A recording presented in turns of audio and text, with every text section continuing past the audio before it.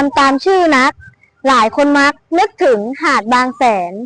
ซึ่งเป็นที่เรื่องลือของสุดแดนอันสุดแสนความสวยสง่างาม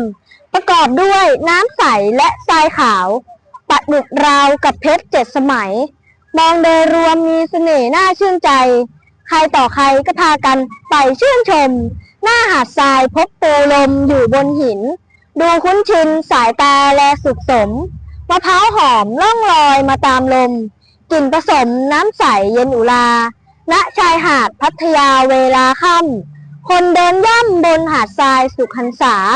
มีเปลือกหอยวาวแสงตามเวลาใต้ทารามากด้วยปลาสุดลำพึง